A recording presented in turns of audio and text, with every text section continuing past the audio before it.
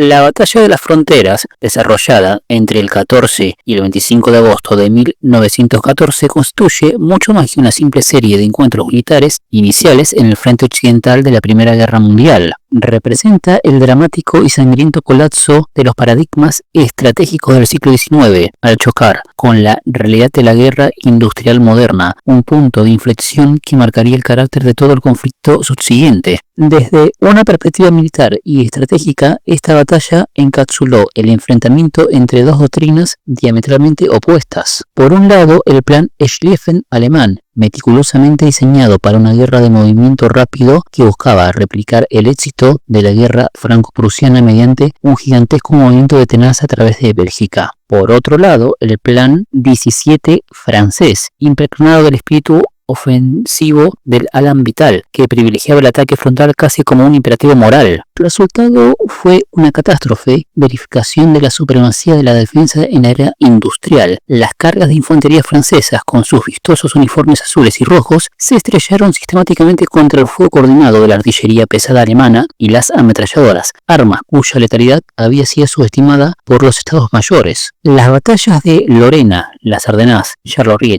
y Mons demostraron que el coraje individual era insuficiente frente a la potencia de fuego concentrada, revelando fallos catastróficos en el mando, comunicaciones y coordinación entre las fuerzas aliadas. El análisis económico revela la puesta a prueba de los sistemas productivos nacionales. Alemania demostró una preparación logística superior, movilizando eficientemente su red ferroviaria y desplegando una artillería pesada, especialmente diseñada para destruir las fortalezas belgas de Lieja y Namur, que cayeron en días en lugar de los meses previstos por el lado francés y belga. Mientras Francia, aunque inusualmente capaz, sufrió inmediatamente la pérdida de regiones industriales clave en el noreste, comprometiendo su capacidad productiva desde el inicio del conflicto. La destrucción sistemática de la infraestructura belga por los alemanes no solo respondía a necesidades tácticas, sino que constituía un acto de guerra económica destinado a privar a los aliados de importantes centros industriales y vías de comunicación. Sociológicamente, la batalla representó el abrupto despertar de sociedades enteras que habían marchado a la guerra bajo el hechizo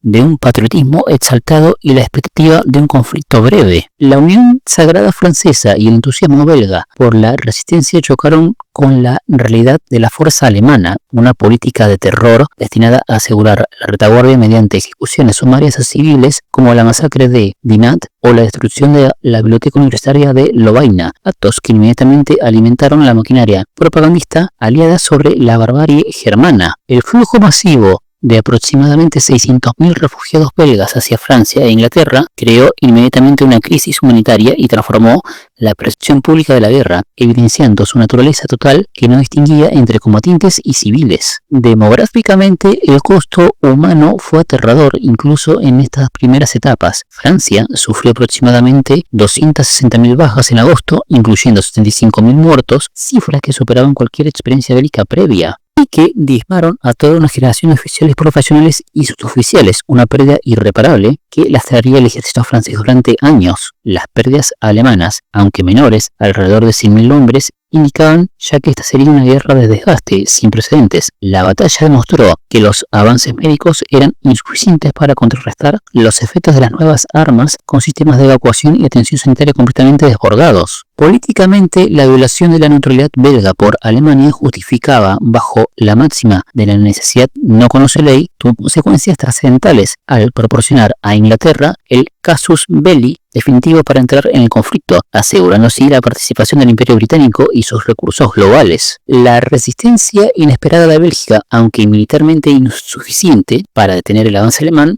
otorgó a los aliados días cruciales para reorganizar sus defensas y quizás, más importante, proporcionó una causa moral alrededor de la cual unir a la opinión pública internacional. Geopolíticamente, el resultado de estas batallas primigenias configuró el escenario del resto de la guerra. El fracaso alemán en lograr una victoria decisiva, combinado con el colapso de la ofensiva francesa, llevó directamente a la estabilización del frente en el Marnet y posteriormente a la guerra de trincheras, que caracterizaría el frente occidental durante los siguientes 4 años. La batalla de las fronteras demostró que las grandes potencias continentales habían alcanzado un equilibrio de fuerza tal que hacía imposible una victoria rápida, prediciendo así la naturaleza del desgaste total que definiría la contienda. En última instancia, la batalla de las fronteras marca la transición traumática de la guerra decimonónica a la guerra total del siglo XX, enterró definitivamente los conceptos napoleónicos de batalla decisiva y reveló que la industria, la tecnología y la capacidad de movilización nacional serían los factores dominantes. Este episodio inicial, aunque a menudo eclipsado por las grandes batallas posteriores, estableció los patrones de muerte y destrucción que caracterizaron toda la guerra, anticipando ya en agosto de 1914 el costo catastrófico que Europa debería pagar en los años siguientes.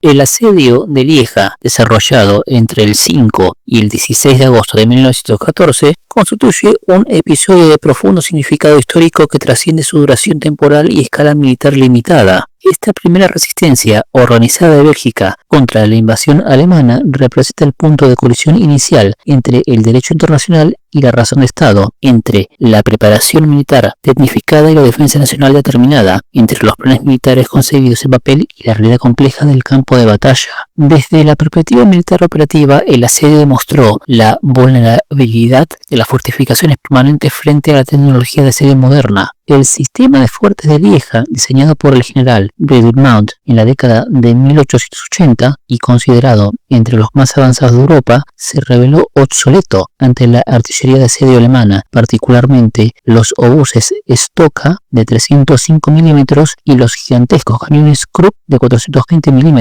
cuya potencia destructora superaba cualquier cálculo defensivo previo. La doctrina belga, que confiaba en la capacidad de los fuertes para resistir meses de asedio, chocó con la realidad de que estas fortalezas no estaban preparadas para resistir proyectiles de tal calibre, cuyos impactos provocaban el derrumbe de estructuras de concreto y la intoxicación por gases de las guarniciones. Sin embargo, la resistencia de 11 días, aunque inferior a las expectativas belgas, resultó estratégicamente significativo al retrasar el avance alemán y romper el estricto calendario del plan Schlieffen, que dependía de una velocidad operacional impecable. Estratégicamente, la caída de Lieja ilustra la impecable lógica del plan Schlieffen, que consideraba esencial el paso por Bélgica para envolver al ejército francés, incluso a costa de violar la neutralidad belga garantizada por tratados internacionales. Para Alemania, la necesidad militar primaba sobre consideraciones jurídicas o diplomáticas, una postura resumida en la frase del canciller Bethmann Holloweg sobre el pedazo de papel que representaba el Tratado de Neutralidad belga. La resistencia encontrada en Lieja, aunque prevista en sus líneas generales, introdujo las primeras fricciones en un plan que requería precisión casi perfecta en su ejecución. En el ámbito político internacional, el asedio tuvo consecuencias desproporcionadas respecto a su importancia militar inmediata. La violación de la soberanía belga proporcionó a Inglaterra el casus belli definitivo para entrar en la guerra, transformando un conflicto continental en una guerra mundial. La imagen de la pequeña Bélgica resistiendo heroicamente contra el coloso alemán se convirtió en un potente material propagandístico para los aliados, ayudando a movilizar a la opinión pública internacional y configurando la narrativa de la guerra como un enfrentamiento entre civilización y barbarie, especialmente después de los excesos cometidos por tropas alemanas contra civiles belgas durante el avance. Sociológicamente, la defensa de Lieja encarna el surgimiento de la resistencia nacional belga como fuerza moral, aunque militarmente inferior. La decisión belga de resistir en lugar de conceder paso libre a las tropas alemanas reflejaba la consolidación del Estado-nación belga y su voluntad de defender su soberanía incluso frente a las olas abrumadoras de poder alemán. Esta resistencia simboliza en la figura del general Gerard Lehmann, quien prefirió ser capturado inconsciente en su puesto de mando antes que rendirse. Se convirtió en elemento fundacional de la identidad nacional de Bélgica durante y después de la guerra. Desde la perspectiva de la historia tecnológica, Lieja marcó un hito en la evolución de la guerra de asedio. Los enormes cañones Krupp, apodados Big Bertha en honor a Bertha Krupp, representaban la culminación de la capacidad industrial alemana aplicada en la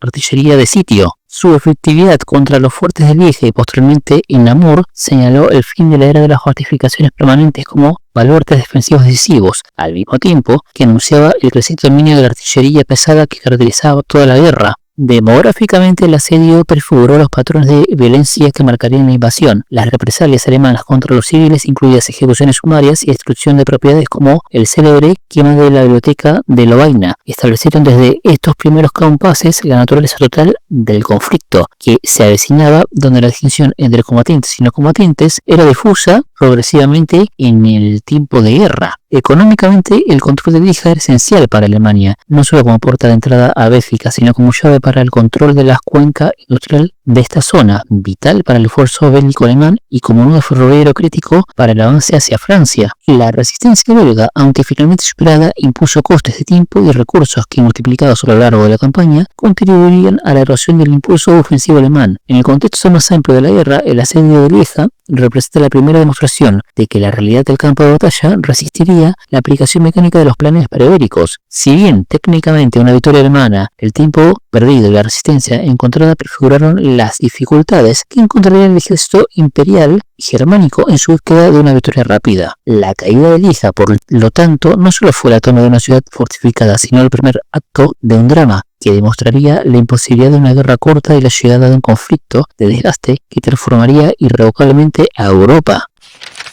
La batalla de Mulhouse, desarrollada entre el 7 y el 10 de agosto de 1914 como parte inicial de la ofensiva francesa en Alsacia, representa un episodio emblemático de los dramáticos desencuentros entre la teoría militar previa a la Gran Guerra y la cruda realidad del campo de batalla moderno. Esta ofensiva, la primera de envergadura emprendida por el ejército francés en el frente occidental, estaba impregnada de un profundo simbolismo político y emocional que trascendía lo puramente militar, pues se desarrollaba en el suelo de Alsacia, territorio perdido tras la guerra franco-prusiana de 1870 y convertido en símbolo nacional del revanchismo francés. Desde la perspectiva militar operativa, la batalla expuso con crudeza las limitaciones del Plan 17 y la doctrina de Hélène Vital, que priorizaba la ofensiva a ultranza. El general Louis Bonnet, al mando del 7º Cuerpo, avanzó inicialmente con éxito tomando Mulhouse el 8 de agosto ante una resistencia alemana limitada. Sin embargo, esta conquista efímera pronto reveló la vulnerabilidad de las fuerzas francesas cuando el contraataque alemán, mejor organizado y aprovechando las líneas interiores de comunicación, obligó a una retirada desordenada que apenas conservó algunos pequeños territorios en la frontera alsaciana. La batalla demostró la peligrosa desconexión entre el impulso ofensivo y la sostenibilidad logística, así como la incapacidad del mando francés para reaccionar con flexibilidad ante la contraofensiva enemiga. Estratégicamente, la ofensiva de Mulhouse respondía a una lógica profundamente política. La recuperación de Alsacia y Lorena había sido un objetivo nacional francés durante más de 4 décadas y el inicio de las operaciones en este sector buscaba no solo objetivos militares, sino también galvanizar el espíritu nacional y demostrar el compromiso con la reunificación territorial. Sin embargo, esta priorización de objetivos políticos sobre consideraciones puramente militares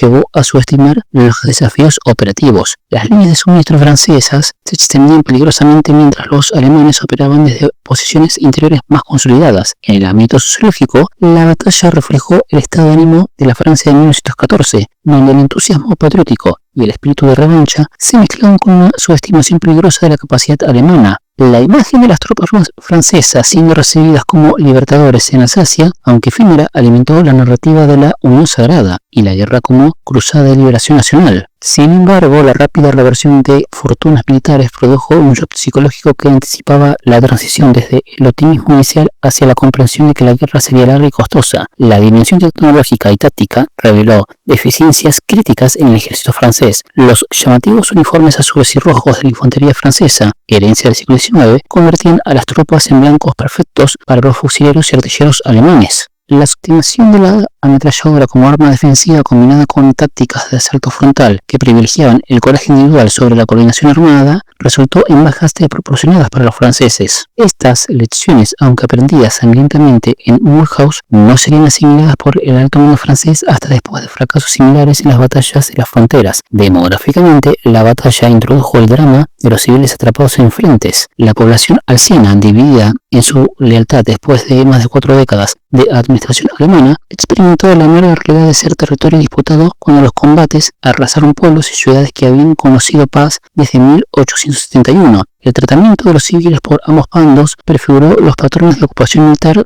que caracterizarían el conflicto. Internacionalmente, el desarrollo de la batalla tuvo implicaciones para la percepción de la capacidad militar francesa. El contraste entre la inicial toma de Mulhouse y la siguiente retirada ofreció a los observadores neutrales una imagen ambivalente. Por un lado, demostraba la capacidad ofensiva francesa, por otro, revelaba vulnerabilidades operativas que surgían que la guerra no sería decidida por una rápida victoria francesa en Alsacia. Económicamente, la lucha por el control de la región industrial de Mulhouse, importante centro textil y manufacturero, evidenció desde estos primeros compases la importancia de los objetivos industriales en la estrategia militar moderna. Ambas partes reconocían el valor de controlar esta región productiva, aunque los franceses priorizaron inicialmente su valor simbólico sobre su importancia económica. En el contexto más amplio de la guerra, Mulhouse representa el primer acto significativo de lo que se convertiría en el frente occidental estabilizado. Su desarrollo perfuró el patrón que caracterizaría los años siguientes: ofensivas costosas que ganaban terreno limitado, seguido de contraofensivas que restablecían equilibrios estratégicos. La batalla demostró que, a pesar de la retórica ofensiva, los ejércitos modernos enfrentaban serias dificultades para convertir avances tácticos en victorias estratégicas decisivas. Finalmente, Mulhouse ilustra la persistente tensión entre los mapas de Estado Mayor y la realidad del campo de batalla, entre la planificación previa al conflicto y la adaptación necesaria a una vez comenzadas las operaciones. Aunque militarmente inconclusa, la batalla tuvo el mérito de ofrecer las lecciones críticas sobre la naturaleza de la guerra moderna, lecciones que, trágicamente, no serían suficientemente aprendidas hasta después de mucha sangre y sacrificio en los campos de batalla de Francia y Bélgica.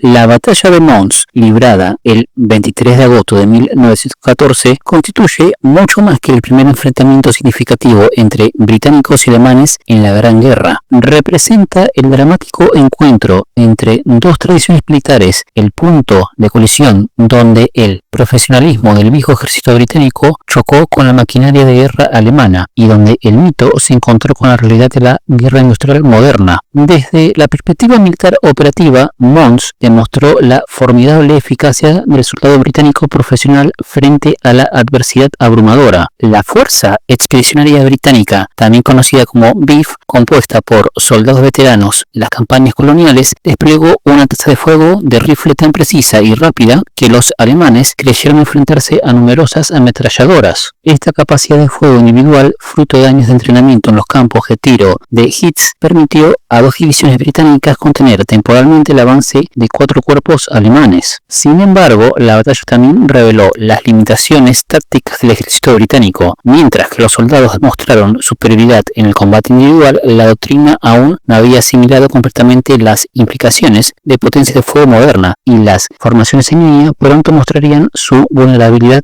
ante la artillería y ametralladoras alemanas. Estratégicamente, Mons representó el compromiso británico con la Entente Cordial y su determinación de defender la neutralidad belga. La posición británica en el canal Mons-Conde, aunque tácticamente sólida, se volvió insostenible cuando el colapso del flanco derecho francés en Charleroi expuso a la BIF a un envolvimiento. La decisión del mariscal French de ordenar la retirada, aunque militarmente necesaria, crearía tensiones tempranas con los aliados franceses que anticipaban los desafíos de la coordinación interaliada. Esta retirada, que se extendería por 2 semanas hasta las puertas de París, marcaría el fin de la guerra del movimiento inicial y el preludio del milagro de Vernet.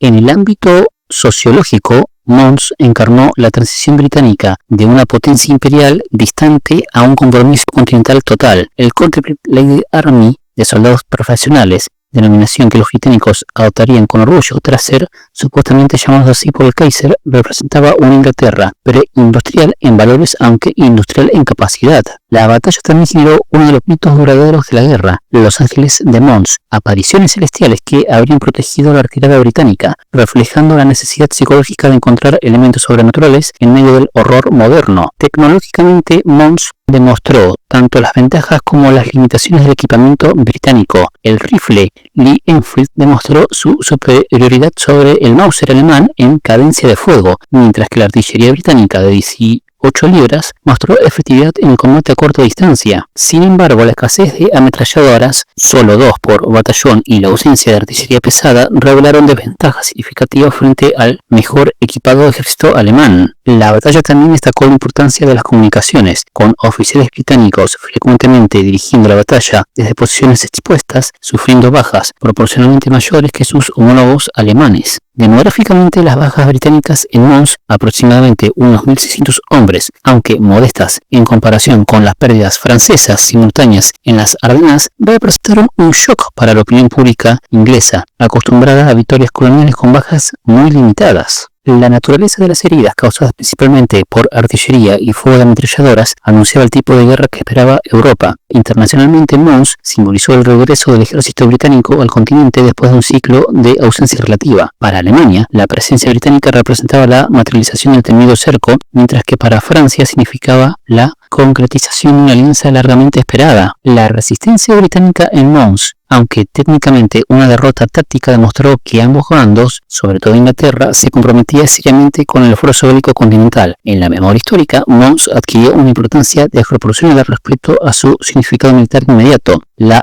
ordenada retirada británica, ejecutada por soldados profesionales que mantuvieron la cohesión bajo presión extrema, se convirtió en la piedra angular del mito del espíritu de Mons que alimentaría la propaganda bélica británica. La batalla representó el canto del cisne del ejército profesional británico, la Al-Contemplate, que sería destruido en su mayoría en los combates de 1914 a 1915 para ser reemplazado por los ejércitos de ciudadanos de soldados de Kitchener. Económicamente, el compromiso en Mons confirmó que Inglaterra dedicaría todo su potencial industrial y financiero a la guerra continental, decisión que tendría profundas implicaciones para la economía global y marcaría el principio del fin de la hegemonía financiera británica mundial. En el contexto más amplio de 1914, Mons representó el último acto de la batalla de las fronteras, confirmando el fracaso de los planes ofensivos aliados y la superioridad inicial alemana en la guerra de movimiento. Sin embargo, también mostró que el avance alemán no era imparable y que la resistencia aliada, aunque en retirada, mantenía su cohesión y su capacidad de combate. La profesionalidad mostrada por la BIF en Mons, aunque incapaz de alterar el resultado estratégico inmediato, contribuyó a desgastar el impulso alemán y ganar tiempo preciso que permitiría la posterior contraofensiva del Marnet. Finalmente, Mons permanece como un momento de transición histórico, el punto donde el pequeño ejército profesional británico, último representante de una tradición militar del siglo XIX, se enfrentó y sobrevivió a su bautismo de fuego en la guerra industrial del siglo XX, abriendo camino para la transformación que convertiría a Gran Bretaña en una potencia militar continental durante los siguientes 4 años del conflicto total. La gran retirada, desarrollada entre el 24 y el 5 de septiembre de 1914, constituye uno de los episodios más dramáticos y decisivos de la Primera Guerra Mundial, un colosal movimiento estratégico que transformó lo que parecía una derrota aliada inminente en el preludio del milagro de Marnet. Este prolongado repliegue de las fuerzas franco-británicas desde las fronteras belgas hasta las puertas de París representa mucho más que una simple maniobra militar. Encarna la resiliencia bajo presión extrema, el colapso de los planes prebélicos y el punto de inflexión psicológico donde la guerra de movimiento comenzó su transformación hacia la guerra de trincheras. Desde la perspectiva militar operativa, la gran retirada fue una hazaña logística extraordinaria que desafió todas las expectativas contemporáneas sobre el comportamiento de ejércitos derrotados. Lejos de desintegrarse tras las derrotas en las fronteras, los ejércitos aliados mantuvieron su cohesión mientras retrocedían más de 200 kilómetros bajo constante presión alemana.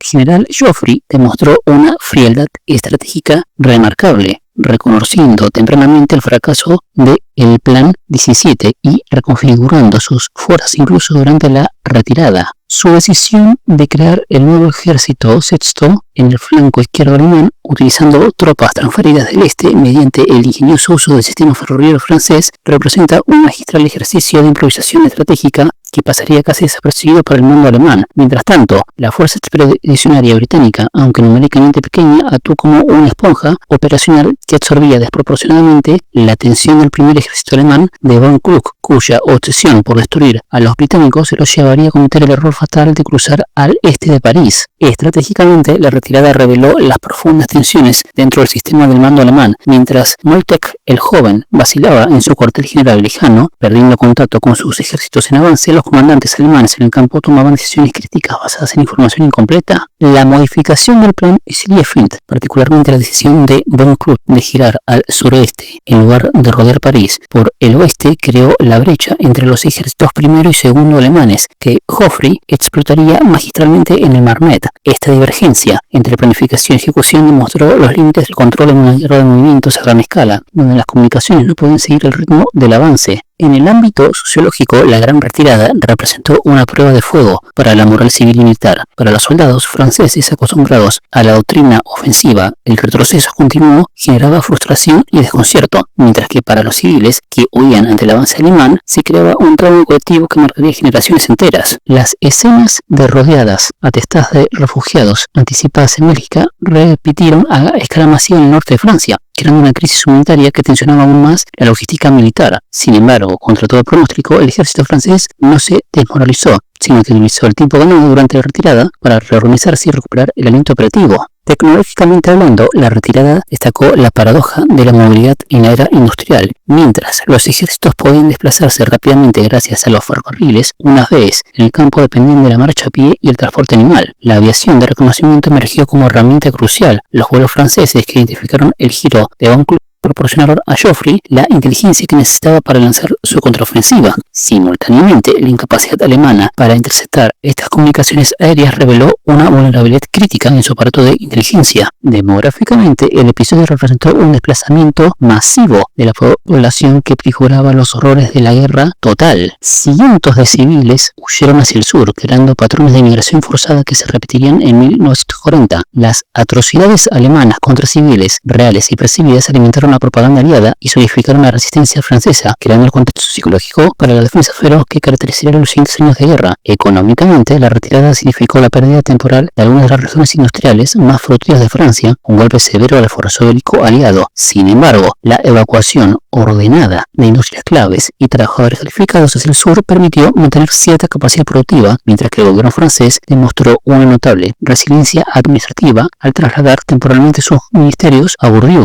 sin perder el control del país. En la memoria histórica colectiva, la Gran Retirada ocupa un lugar ambiguo. No es una derrota gloriosa como Waterloo, ni una victoria clara como el Marne, sino un episodio de resistencia estoica donde la simple supervivencia se convirtió en un logro estratégico. Para los británicos se inmortalizó en el espíritu de la vieja guardia. Para los franceses representó el temple de un ejército que supo retroceder para vivir y luchar otro día. La verdadera importancia de la Gran Retirada reside en su función como ritual transformador. Durante esos 13 días críticos, la guerra se reinventó a sí misma. Los planes prebélicos quedaron obsoletos, las doctrinas se adaptaron bajo fuego y los ejércitos aprendieron lecciones que definirían los siguientes 4 años de conflicto. Al crear las condiciones para el milagro de Marnet, esta retirada estratégica demostró que en la guerra moderna, la victoria no siempre pertenece al que avanza más rápido, sino al que mejor maneja la adversidad y conserva la capacidad de reaccionar cuando el enemigo en su avance comete el error fatal de sobreextenderse. La Gran Retirada fue en esencia el prólogo necesario para la batalla que salvaría a Francia y crearía el estancamiento del frente occidental que se caracterizaría en esta guerra.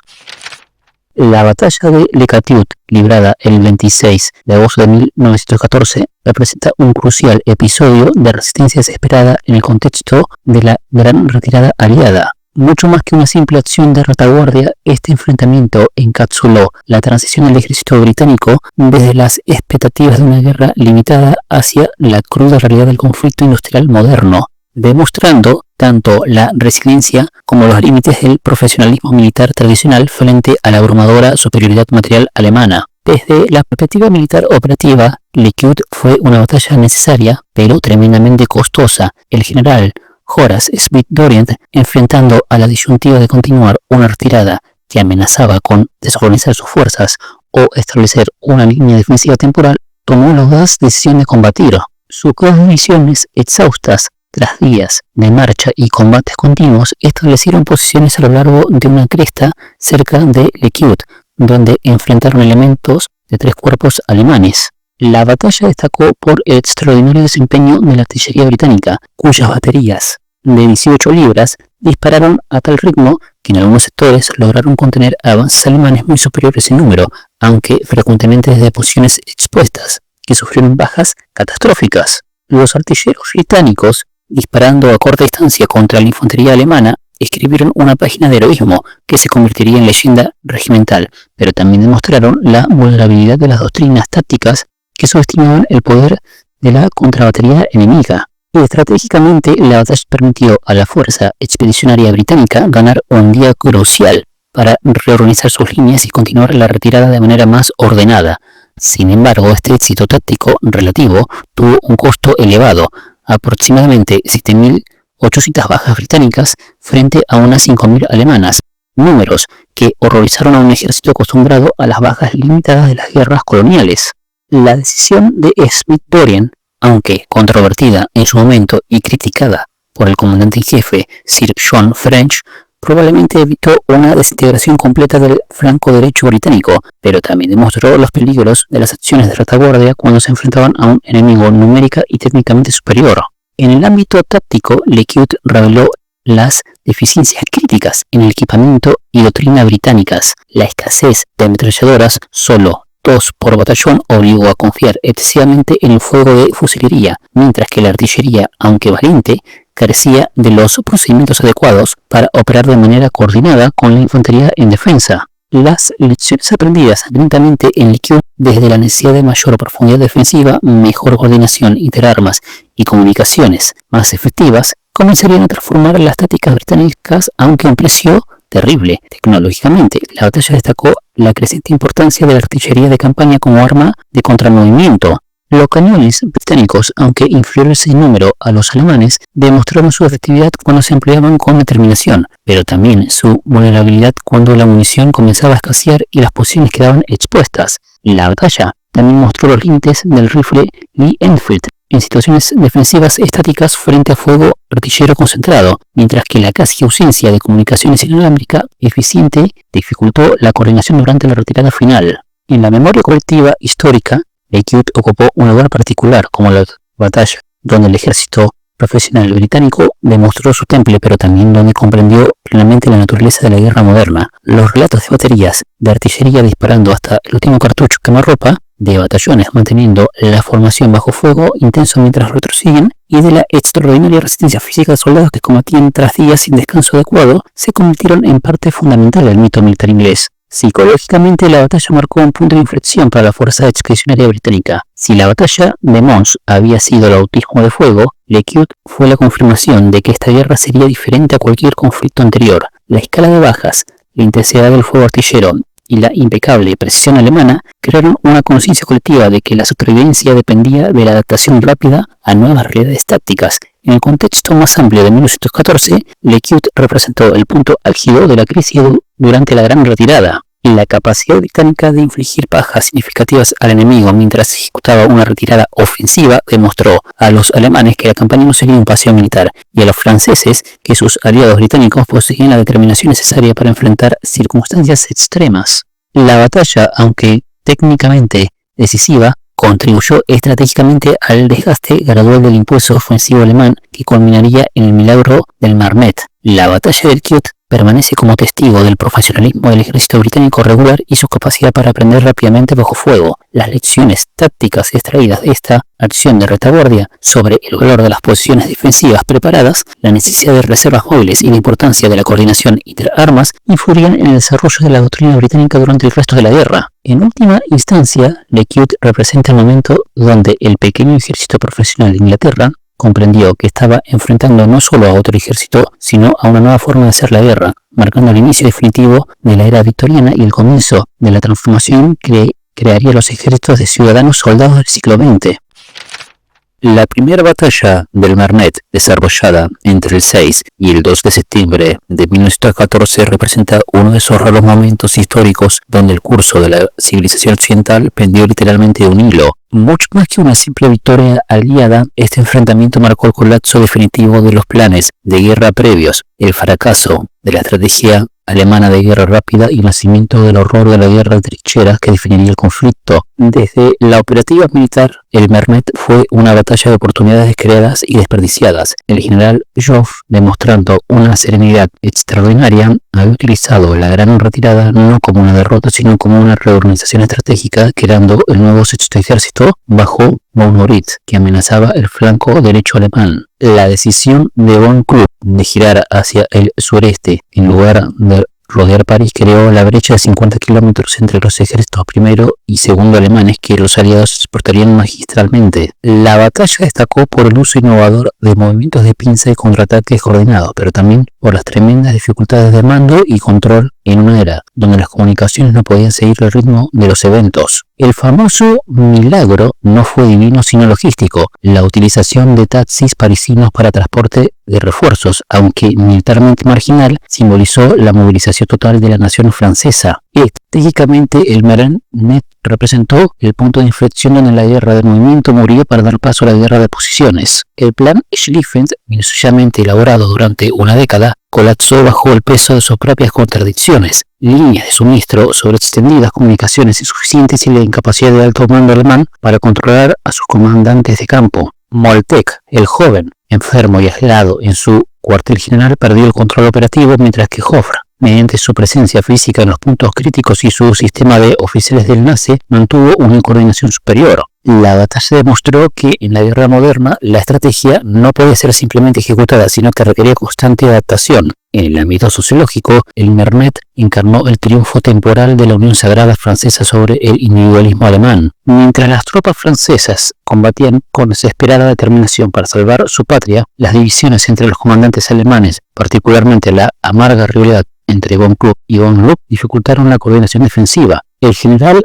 Gallieni, el gobernador militar de París, emergió como héroe popular al organizar la defensa de la capital, mientras que la resistencia francesa galardonizó a una nación que días antes parecía al borde del colapso. Tecnológicamente, la batalla destacó la importancia emergente de nuevas armas. La aviación de reconocimiento francesa proporcionó inteligencia crucial sobre el giro de von Kluck, mientras que la artillería de campaña demostró su dominio en el campo de batalla. Sin embargo, la batalla también reveló limitaciones significativas. La caballería probó ser ineficiente frente al fuego moderno, y la ausencia de comunicaciones radiofónicas confiables obligó a dependencias de mensajeros y señales visuales que frecuentemente llegaban tarde o se interpretaban. Demográficamente, el Marennes representó un costo humano sin precedentes. Aproximadamente 250.000 bajas francesas, 250.000 alemanas y 13.000 británicos, que en apenas 6 días de combate fueron un acto brutal. Estas cifras, que horrorizarían a generaciones futuras, fueron aceptadas en su momento como el precio necesario para salvar Francia. Las bajas masivas entre oficiales profesionales de ambos bandos crearon vacíos de liderazgo que serían difíciles de llenar en los años siguientes. Económicamente, la estabilización del frente aseguró que las regiones industriales del norte de Francia permanecerían en manos aliadas, aunque gravemente dañadas. La batalla también confirmó que la guerra sería larga, forzando a todas las potencias a reorientar sus economías hacia la producción bélica total, un proceso que transformaría profundamente el capitalismo industrial moderno. En la memoria histórica colectiva, el milagro del Marennes se convirtió en un mito fundacional de la Tercera República Francesa, simbolizando la resiliencia nacional frente a la adversidad. Para Alemania, representó la oportunidad perdida de victoria rápida y el comienzo del temido guerra en dos frentes que el plan Schlieffen buscaba evitar. El verdadero importancia histórica del Marennes reside en su papel como bisagra entre dos eras militares. Marcó el fin de la guerra napoleónica, de momentos decisivos, y el comienzo de la guerra industrial de desgaste. Al entorpecer la estrategia alemana de aniquilación rápida, la batalla condenó a Europa a 4 años de carnicería sin paralelo, pero también salvó a Francia de una derrota que habría configurado el continente bajo hegemonía germana. En última instancia, la primera batalla del Marennes no decidió quién ganaría la guerra, sino simplemente que la guerra continuaría, transformándose de conflicto limitado a lucha total que consumiría imperios y daría forma al turbulento siglo XX. La primera batalla de la Aisne, desarrollada entre el 13 y el 28 de septiembre de 1914, representa el momento crucial, donde la guerra de movimiento se transformó definitivamente en guerra de posiciones, estableciendo el patrón de conflicto que se caracterizaría en el frente occidental durante los siguientes 4 años. Este enfrentamiento, aunque menos conocido que el precedente milagro del Marennes, posee una importancia histórica fundamental como punto de partida de la estabilización del frente y el comienzo de la denominada guerra hacia el mar. Desde la perspectiva militar operativa, el Aisne marcó el fracaso de los intentos aliados por explotar estratégicamente su victoria en el Marennes. Cuando las fuerzas británicas y francesas alcanzaron el río Aisne y encontraron a los alemanes firmemente atrincherados en las dominantes alturas del Camino de las Damas, se enfrentaron a una realidad técnica nueva y terrible. El poder de la defensa fortificada, apoyada por artillería y ametralladoras, era casi invencible frente a las tácticas ofensivas tradicionales. Los repetidos asaltos aliados contra posiciones alemanas bien elegidas demostraron con sangrienta elocuencia que el equilibrio entre ataque y defensa había cambiado radicalmente a favor de esta última. La batalla destacó particularmente por el uso alemán de ingenierías militares para crear sistemas de trincheras organizados en profundidad, anticipando el sistema ofensivo que dominaría el frente occidental. Estratégicamente, la batalla forzó a ambos bandos a reconocer la imposibilidad de lograr un avance decisivo frente a un enemigo igualmente determinado y bien equipado. Este estancamiento operacional en el Ice Neck impulsó lo que se denominaría la carrera hacia el mar, una serie de movimientos de envolvimiento sucesivos hacia el norte, donde cada ejército intentaba flanquear al otro, extendiendo progresivamente el frente desde el Ice Neck hasta el mar del norte. Este proceso, desarrollado a lo largo de septiembre y octubre, creó el sistema continuo de trincheras que se extendería por 700 kilómetros desde la frontera suiza hasta la costa belga. En el ámbito táctico, el río Ice Neck representó un laboratorio de innovación forzada por la necesidad. Los británicos introdujeron el uso del reconocimiento aéreo para identificar posiciones artillerías enemigas, mientras que ambos bandos comenzaron a desarrollar tácticas de infiltración y asalto más sofisticadas. La artillería mostró su creciente importancia como arma de contrabatería, aunque la coordinación entre infantería y artillería permaneció imperfecta. La batalla también vio algunos de los primeros usos significativos de la guerra de minas y contraminas, que caracterizarían sectores más estratégicos del frente. No, lógicamente, el Ice Neck destacó la urgente necesidad de nuevas herramientas para romper el estancamiento táctico, la insuficiencia de la artillería de campaña tradicional frente a fortificaciones de campo bien construidas e impulsó el desarrollo de morteros de trinchera y lanzagranadas. La vulnerabilidad de las comunicaciones al fuego artillero estimuló mejoras en el sistema telefónico de campaña y el uso más sistemático de palomas mensajeras. Desde una perspectiva logística, la batalla mostró los desafíos de mantener ejércitos de millones de hombres en el campo de batalla de manera semipermanente. La necesidad de construir y aprovisionar líneas de trinchera continuas creó demandas sin precedentes en los sistemas de transporte y suministro, forzando a la estandarización de procedimientos y la industrialización de la logística militar. En el contexto de la experiencia del soldado, el Ice Neck marcó la transición del combate móvil al soldado de trinchera. Las condiciones que emergieron aquí, siendo la vida en zanjas fangosas, la exposición constante al fuego de hostigamiento, las enfermedades relacionadas con el hacinamiento y la insalubridad, prefiguraron las realidades que definirían la existencia del soldado común durante los siguientes años. La batalla también vio algunos de los primeros casos documentados de neurosis de guerra como respuesta a los bombarderos artilleros prolongados. Económicamente, la estabilización del frente en el Ice Neck confirmó que la guerra requeriría una movilización industrial total. La necesidad masiva de munición, especialmente proyectiles de artillería, pronto superaría las capacidades productivas existentes, reforzando a la reconversión industrial y la estandarización de manufactura a escalas sin precedentes. Geopolíticamente, la extensión del frente hacia el norte incorporó definitivamente a Bélgica en teatro de operaciones principal, mientras que la proximidad del frente a importantes centros industriales franceses y belgas añadió dimensiones económicas cruciales a las consideraciones estratégicas. La primera batalla del Ice Neck en última instancia representa el momento donde Inglaterra, y además de la Gran Guerra, encontró su forma característica. Al frustrar las esperanzas de ambos bandos de una victoria rápida, estableció los parámetros del conflicto venidero, una guerra de desgaste donde la victoria dependería no del genio táctico, sino de la capacidad de sufrimiento de las naciones y su potencia industrial. La estabilización que comenzó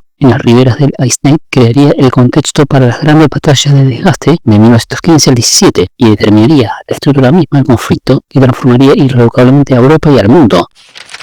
La primera batalla de Ypres, desarrollada entre el 19 de octubre y el 22 de noviembre de 1914, representa el epílogo sangriento de la guerra de movimientos y el bautismo de fuego definitivo de la guerra de trincheras que dominaría el frente occidental. Este enfrentamiento, conocido como la Batalla de los Inocentes, por la masiva destrucción de jóvenes voluntarios, marcó el punto final de la carrera hacia el mar y estableció el carácter del conflicto durante los próximos 4 años. Desde la perspectiva militar operativa, Ypres fue una batalla de desgaste sin precedentes, donde ambos bandos lucharon exhaustos tras meses de campaña. Los alemanes, implementando la nueva doctrina de guerra de material, lanzaron ataques masivos con el objetivo de romper el saliente de Ypres y alcanzar los puertos del canal. Los aliados, por su parte, defendieron con desesperación lo que consideraban la última posición defendible antes de los puertos estratégicos. La batalla destacó por la colisión entre el veterano ejército profesional alemán y los jóvenes voluntarios británicos del nuevo ejército de Kitchener,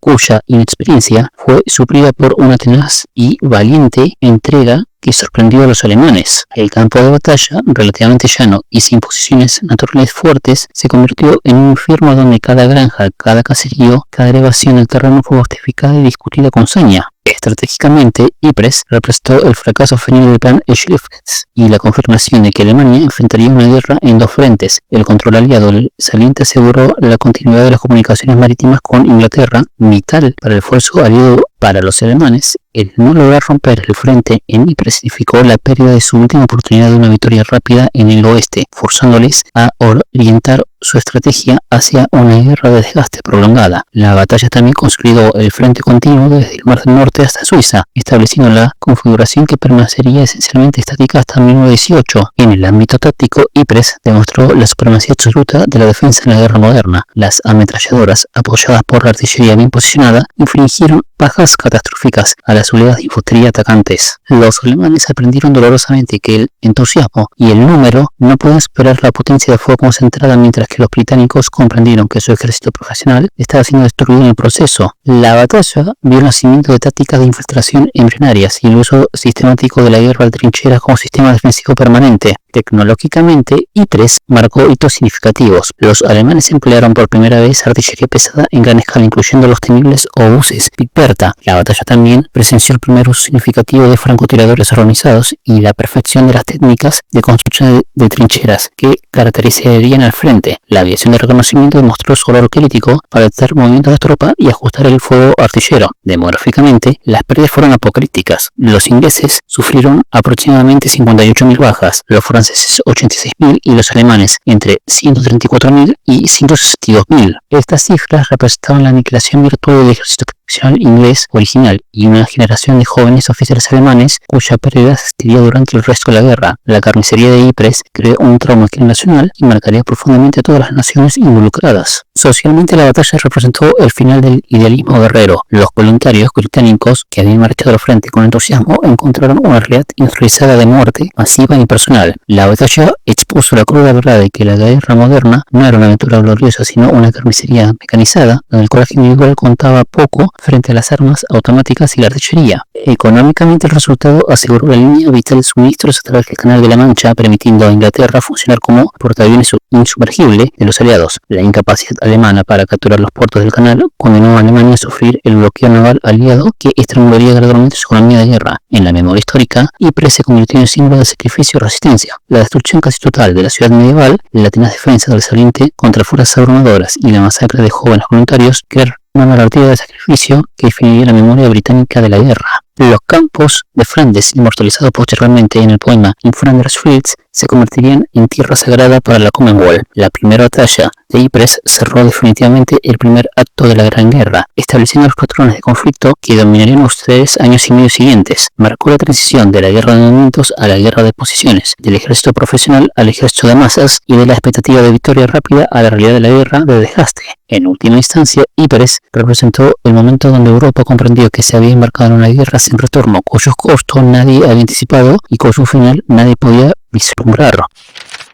La batalla de Stalopunen, librada el 17 de agosto de 1914 en la frontera oriental de Alemania, constituye el primer choque significativo entre rusos y alemanes en el frente oriental, un episodio que, aunque en escala táctica limitada, prefiguró los dramáticos contrastes doctrinales y operativos que caracterizarían la guerra en este teatro menos conocido, pero decisivo de la Primera Guerra Mundial. Desde la actividad militar operativa, Stalopunen representó el choque entre dos filosofías castrenses diametralmente opuestas. El general Hernán von François, desobedeciendo órdenes directas de retirada del mando superior alemán, decidió invocar al primer ejército ruso de Rennenkampf en un acto de iniciativa personal que reflejaba la tradición prusiana de táctica de misión, donde los comandantes subordinados gozaban de amplia autonomía para interpretar y ejecutar las intenciones estratégicas superiores. Frente a él, las masivas pero lentamente desplegadas fuerzas rusas demostraron tanto la resiliencia del soldado ruso, el mítico Mujik soldado, capaz de soportar enormes bajas, como las graves deficiencias del mando zarista, particularmente en comunicaciones, coordinación y logística. La batalla, esencialmente una serie de encuentros frontales a lo largo de un frente extenso, mostró la vulnerabilidad de las formaciones rusas cuando carecían de apoyo de artillería adecuado y se enfrentaba a un enemigo mejor dirigido. Estratégicamente, el enfrentamiento confirmó los peores temores del Estado Mayor alemán acerca del rodillo ruso, la capacidad del imperio zarista para movilizar ejércitos masivos con sorprendente velocidad, contradiciendo las previsiones prebélicas que subestimaban la velocidad de movilización rusa. Aunque técnicamente una victoria táctica alemana que infligió 5.000 bajas rusas por apenas 1.200 alemanas, Stolopungen representó una advertencia ominosa. Alemania tendría que librar una guerra en dos frentes contra enemigos cuyas características eran radicalmente diferentes. Mientras en el oeste se enfrentaban a ejércitos tecnológicamente avanzados y territorialmente compactos, en el este debía contener masas humanas inmensas que operaban en espacios geográficos enormes. En el ámbito táctico, la batalla reveló patrones que definirían el frente oriental. Los alemanes demostraron superioridad en el manejo de la artillería de campaña y la flexibilidad de mando, mientras que los rusos mostraron una tenacidad defensiva que sorprendió a sus oponentes. La caballería cosaca, aunque temida por reputación, demostró limitaciones significativas frente al fuego concentrado de infantería moderna. La batalla también destacó los desafíos del combate en la llanura de Prusia Oriental, donde la escasez de barreras naturales favorecía los movimientos de envolvimiento, pero también dificultaba la estabilización de líneas defensivas. Tecnológicamente, Stolopungen expuso la brecha cualitativa entre ambos ejércitos. Mientras los alemanes empleaban comunicaciones telegráficas y telefónicas eficientes, los rusos dependían frecuentemente de mensajeros a caballo. La artillería alemana, aunque no tan numerosa como la rusa, demostró mayor precisión y capacidad de coordinación con la infantería. Sin embargo, la batalla también mostró los límites de la tecnología ante las vastas distracciones del teatro oriental, y las líneas de suministros se extendían peligrosamente y la inteligencia sobre movimientos enemigos era frecuentemente incompleta o inexacta. Logísticamente, el enfrentamiento ilustró el desafío fundamental que enfrentaría Rusia a lo largo de la guerra. Aunque podía movilizar enormes cantidades de hombres, su capacidad para aprovisionarlos y dirigirlos eficientemente estaba severamente limitada por una infraestructura industrial y de transporte muy insuficientes. Los alemanes, por contra, operaban en su territorio con líneas internas de comunicación y un sistema ferroviario denso y eficiente. En el contexto político-militar, la batalla tuvo consecuencias desproporcionadas a su escala. La desobediencia de von François, aunque exitosa, estableció un peligroso precedente de insubordinación que caracterizaría las operaciones alemanas en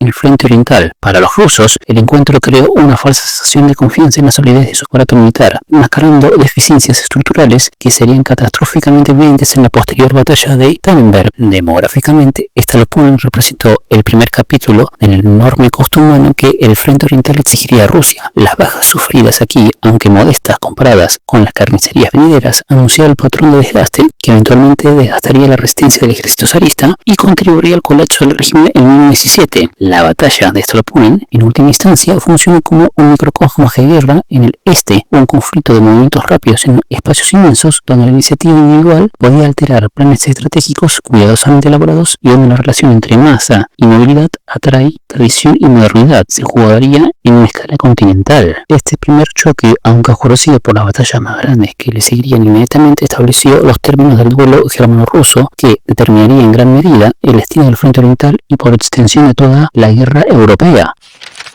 La batalla de Unbingen, librada el 20 de agosto de 1914 en las llanuras de Prusia Oriental, representa un punto de inflexión psicológico y estratégico de profunda significación en los primeros compases del frente oriental. Este enfrentamiento, que culminó con la primera derrota clara alemana ante los rusos en la guerra, desencadenó una cadena de eventos que conduciría directamente al desastre alemán en Tannenberg y reconfiguró las percepciones sobre el potencial militar ruso. Desde la perspectiva militar operativa, Unbingen evidenció las peligrosas tensiones dentro del mando alemán. El general von Pritzwitz, comandante del 8º ejército alemán, ordenó un ataque prematuro contra el primer ejército ruso de Rhein-Neckar, motivado por el pánico ante el avance ruso que por una evaluación sólida de la situación táctica. El ataque alemán, ejecutado de manera descoordinada, chocó frontalmente con la resistencia inesperada y además de tenaz de las fuerzas rusas. El cuerpo 17 alemán particularmente sufrió una derrota táctica significativa cuando sus brigadas de infantería, avanzando confiadas, fueron diezmadas por el fuego de artillería rusa concentrada y contraataques bien ejecutados. La batalla demostró que a pesar de las deficiencias logísticas y de mando del ejército ruso, cuando sus unidades combatían en posiciones defensivas establecidas podían infligir daños severos incluso a fuerzas alemanas profesionalmente superiores. Estratégicamente, Gumbinnen tuvo consecuencias desproporcionadas. La reacción de pánico de von Pritzwitz, quien telefonió al Estado Mayor anunciando su intención de retirarse hasta el Vístula, abandonando así toda Prusia Oriental, precipitó su inminente revelo y el envío de los legendarios Hindenburg y Ludendorff al frente oriental. Esta decisión del alto mando alemán, aunque acertada, creó un vacío de liderazgo temporal que los rusos no supieron explotar. Paradójicamente, la victoria rusa en Gumbinnen generó una fuerza sanción de seguridad en Rhein-Neckar, quien detuvo su avance para reorganizarse, permitiendo a los alemanes concentrarse contra el segundo ejército de Samsonov, con consecuencias catastróficas. En el ámbito táctico, la batalla reveló varias realidades fundamentales. La artillería rusa, aunque técnicamente inferior en algunos aspectos, demostró una efectividad sorprendente cuando se empleaba masivamente contra formaciones de ataque. La incapacidad alemana para coordinar adecuadamente sus tres cuerpos en el ataque reflejó problemas de comunicaciones y de doctrina que contrastaban marcadamente con su eficiencia en el frente occidental.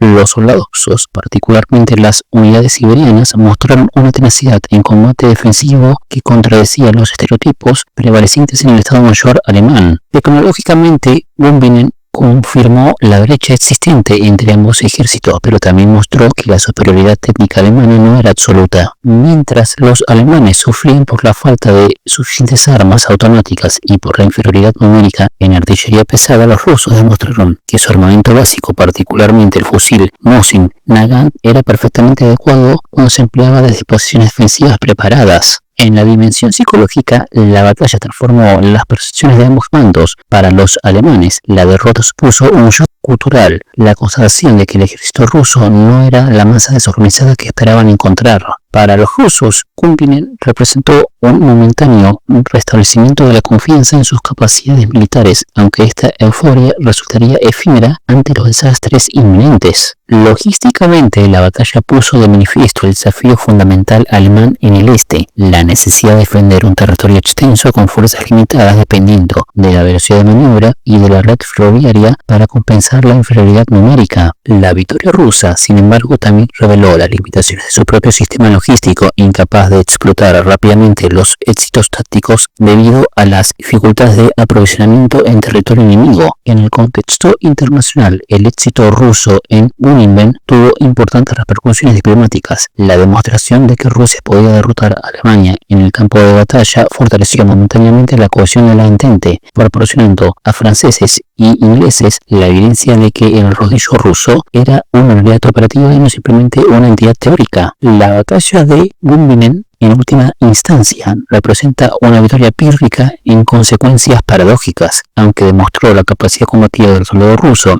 y la vulnerabilidad alemana en el este, también creó las condiciones para el surgimiento del mito de Hindenburg-Ludendorff para la catastrófica derrota rusa en Tannenberg. Esta batalla encapsula la naturaleza esencial del frente oriental, un teatro donde las victorias tácticas pueden convertirse en derrotas estratégicas, donde la geografía era tan enemiga como el oponente humano y donde la percepción de la realidad frecuentemente pesaba más que la realidad misma en la toma de decisiones críticas.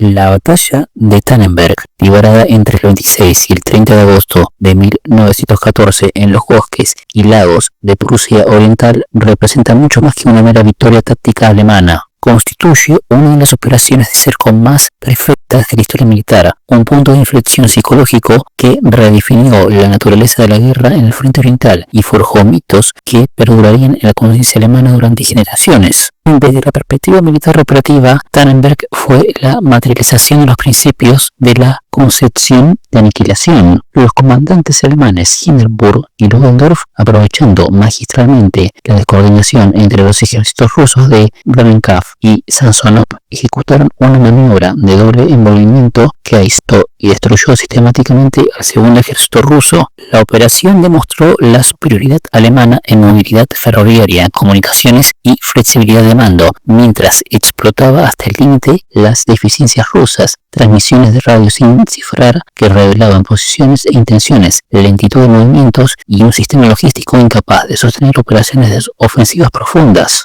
La batalla se convirtió en un Canet moderno, donde 150.000 soldados rusos fueron capturados, completando una de las aniquilaciones más completas de la historia militar. Estratégicamente, Tannenberg neutralizó la amenaza inmediata sobre Prusia Oriental y permitió a Alemania transferir fuerzas críticas al frente occidental en el momento más crucial de la batalla del Marnet. La victoria creó el mito de la invencibilidad en torno al dúo Hindenburg-Ludendorff, estableciendo una suerte de dictatoriato militar que eventualmente dominaría no solo la conducción de la guerra, sino la política alemana misma. Para Rusia, la catástrofe representó una pérdida irreparable de prestigio internacional y expuso las profundas fisuras en su estructura militar, aunque su capacidad para movilizar nuevos ejércitos evitó consecuencias estratégicas inmediatas aún más graves. En el ámbito del mando y control, Tannenberg destacó el contraste entre la táctica basada en objetivos alemana y la rigidez burocrática rusa.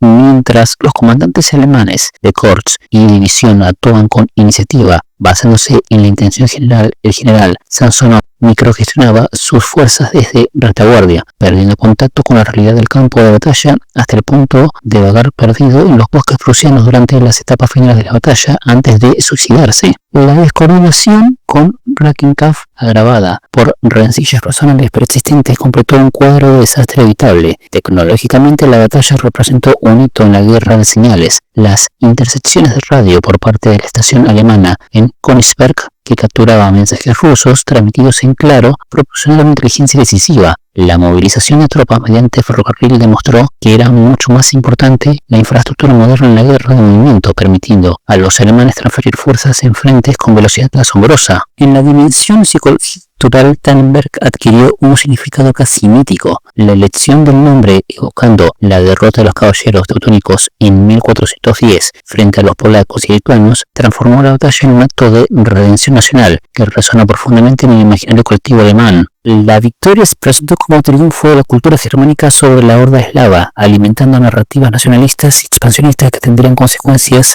largas y duraderas. Demográficamente, las pérdidas rusas fueron catastróficas. Aproximadamente 170.000 bajas entre muertos, heridos y capturados, incluyendo la práctica aniquilación de la oficialidad profesional del segundo ejército. Este golpe, aunque parcialmente compensado por la casi ilimitada reserva humana rusa, creó vacíos de liderazgo que nunca se llenarían adecuadamente y estableció un patrón de sangría que eventualmente minaría la moral del ejército zarista. En el contexto de la memoria histórica, Tannenberg se convirtió en piedra angular de la cultura militar alemana de entreguerra, idealizada como ejemplo de genio estratégico alemán frente a la masificación rusa. El monumento construido poderosamente en el campo de batalla se transformaría en un santuario nacionalista y escenario significativos de actos políticos durante la República de Weimar y el Tercer Reich. La batalla de Tannenberg en última instancia representó la paradójica esencia de la Primera Guerra Mundial en el Este, una victoria táctica alemana casi perfecta que sin embargo no alteró fundamentalmente el equilibrio estratégico, sino que simplemente inauguró 4 años de guerra, de desgaste en un teatro donde la ventaja numérica rusa y la vastedad geográfica neutralizarían eventualmente la superioridad operacional alemana. Esta batalla demostró que en la guerra moderna incluso la victoria más brillante podía resultar estéril cuando se libraba en el contexto de un conflicto que había trascendido los paradigmas bélicos convencionales. La primera batalla de lagos masurianos, librada apenas una semana después del triunfo alemán en Tannenberg, representa la fase culminante de la campaña de Prusia Oriental y la operación que consolidó definitivamente la hegemonía alemana en el teatro oriental durante el primer año de la guerra. Este enfrentamiento desarrollado en la intrincada geografía lacustre de la región demostró la capacidad del mando germano para explotar sucesivamente sus victorias y transformar un éxito defensivo en una ofensiva estratégica decisiva. Desde Desde la perspectiva militar operativa, la batalla constituyó un magistral ejercicio de guerra de movimientos en terreno complejo. El renovado octavo ejército alemán, ahora reforzado con 2 cuerpos adicionales procedentes del frente occidental, ejecutó una audaz maniobra de movimiento por el flanco norte contra el primer ejército ruso de Rennenkampf. Mientras las fuerzas alemanas fijaban al enemigo frontalmente en la región de los lagos, un cuerpo completo avanzó a través del difícil terreno de Amberburg, emergiendo sorpresivamente en la retaguardia rusa. Esta operación, que combinaba la presión frontal con la movilidad estratégica, obligó a Rennenkampf a una retirada precipitada, que evitó por poco otro desastre del estilo de Tannenberg, pero que sin embargo consumió la expulsión de todas las fuerzas rusas del territorio alemán. Estratégicamente, la victoria en los lagos masurianos complementó la neutralización de la amenaza rusa sobre Prusia Oriental, permitiendo a Alemania asegurar su territorio oriental y transferir fuerzas críticas de vuelta al frente occidental en el momento crucial de la carrera hacia el mar. La batalla demostró la capacidad alemana para librar exitosamente una guerra en 2 frentes mediante el uso de líneas interiores y la movilidad ferroviaria, estableciendo un patrón operacional que caracterizaría su conducta en el este durante toda la guerra. Para Rusia, la derrota representó el colapso de sus ambiciones ofensivas iniciales y la confirmación de las graves deficiencias en el mando y coordinación que Tannenberg había revelado. En el ámbito táctico, la batalla destacó los desafíos del combate en terrenos restringidos. La región de los lagos masurianos, con sus numerosos cuerpos de agua, pantanos y bosques densos, favorecía naturalmente al defensor y dificultaba los movimientos de grandes unidades. Los alemanes demostraron superioridad de adaptación al emplear fuerzas ligeras para infiltrarse a través de los pasos entre lagos, mientras que los rusos mostraron más su característica rigidez táctica e incapacidad para reaccionar con flexibilidad a las amenazas de flanco. Tecnológicamente, la batalla confirmó la creciente importancia de la inteligencia de señales. Los alemanes continuaron aprovechando su superioridad en intersección de comunicaciones, mientras que la eficiencia del sistema ferroviario prusiano permitió el rápido traslado de refuerzos desde el oeste, que resultó decisivo para el éxito de la operación ofensiva. En la dimensión psicológica, los lagos masurianos complementaron la transformación de la operación alemana sobre el frente oriental. Si Tannenberg había sido la respuesta desesperada a una invasión, esta batalla representó la toma de iniciativa estratégica que establecería a Hindenburg y Ludendorff con figuras casi míticas en la conciencia nacional alemana. Para el ejército ruso, la derrota significó el comienzo de una crisis de confianza que se profundizaría en los años siguientes. En términos geopolíticos, la doble victoria de Tannenberg y los lagos masurianos tuvo consecuencias de largo alcance. Consolidó la posición de Alemania como potencia hegemónica en el este europeo y forzó a Rusia a adoptar una postura predominantemente defensiva, que se caracterizaría su estrategia hasta la gran retirada de 1915. La batalla también influyó en la postura de los países neutrales como Rumania y Suecia, que vieron confirmadas sus percepciones sobre la superioridad humana en el ámbito militar. La primera batalla de los lagos masurianos representa así la culminación de una de las campañas más brillantes de la historia militar alemana, un episodio donde la combinación de movimientos audaces, explotación de terreno y superioridad técnica permitió a un ejército numerosamente inferior anular completamente la ventaja inicial del adversario. Sin embargo, como tantas victorias alemanas en el frente oriental, este triunfo resultaría en última instancia estéril, al no lograr destruir completamente al primer ejército ruso, simplemente pospuso el conflicto en el este sin resolver definitivamente nada, estableciendo el patrón de victorias tácticas sin consecuencias estratégicas decisivas que caracterizaría la guerra en este teatro hasta el colapso de Rusia en 1917.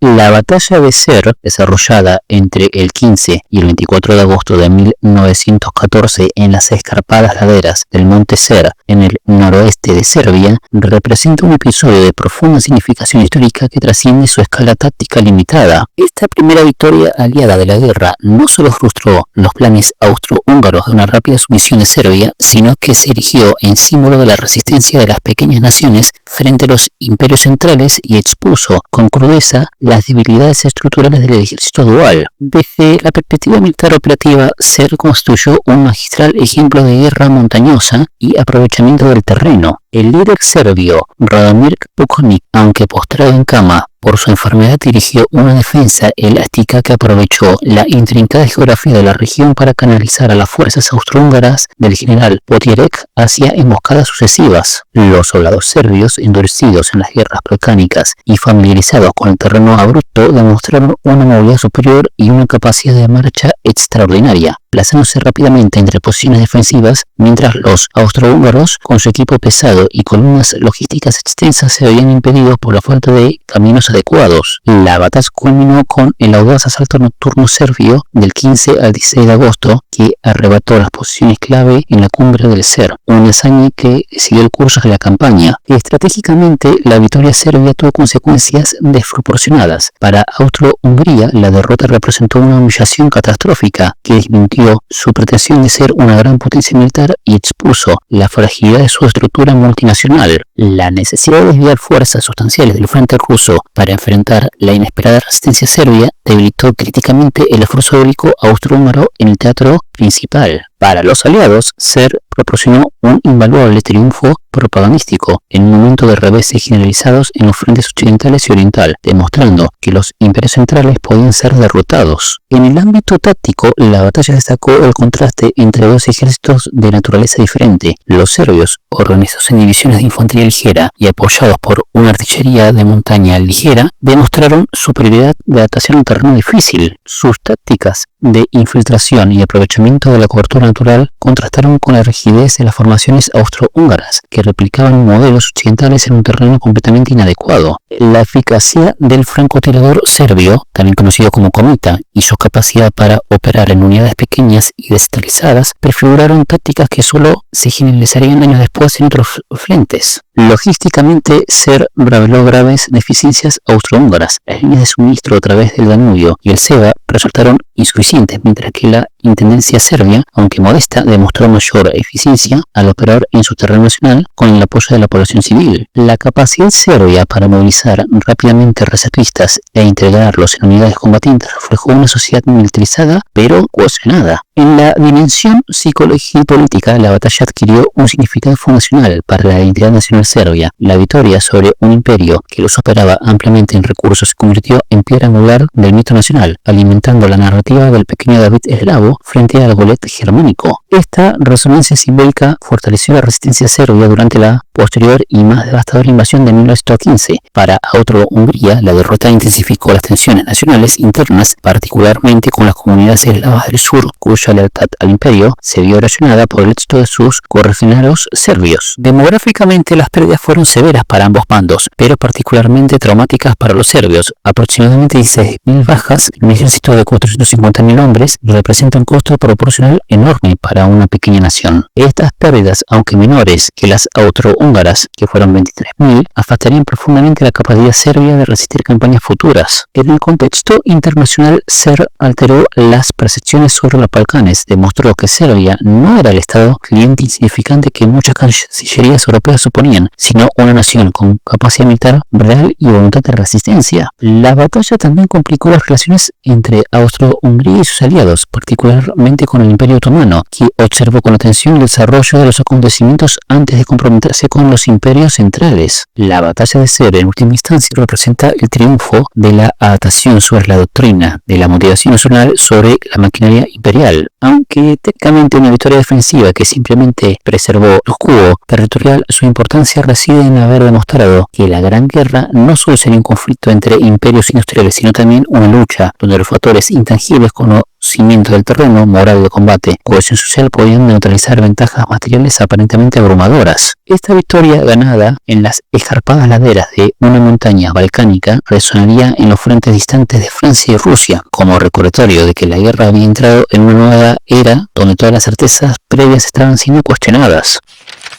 El asedio de Preslik es el cerco más prolongado de la Primera Guerra Mundial. Representa un microcosmos de la complejidad estratégica, la tragedia humana y las dinámicas imperiales que caracterizaron el frente oriental. Este épico sitio, que se extendió por 133 días críticos, encapsuló la esencia de la guerra de desgaste en el este, mientras convertía una oscura fortaleza galiciana en símbolo de la resistencia austrohúngara y en termómetro de las cambiantes fortunas bélicas. Desde la perspectiva militar operativa, Preslik constituyó un anacronismo estratégico que adquirió importancia inesperada. El complejo fortificado diseñado originalmente en la década de 1850 y modernizado intermitentemente representaba la quintesencia de la filosofía defensiva decimonónica, con un anillo exterior de 45 kilómetros que englobaba 17 fuertes principales y docenas de posiciones auxiliares. Sin embargo, su verdadero valor no radicaba en sus obsoletas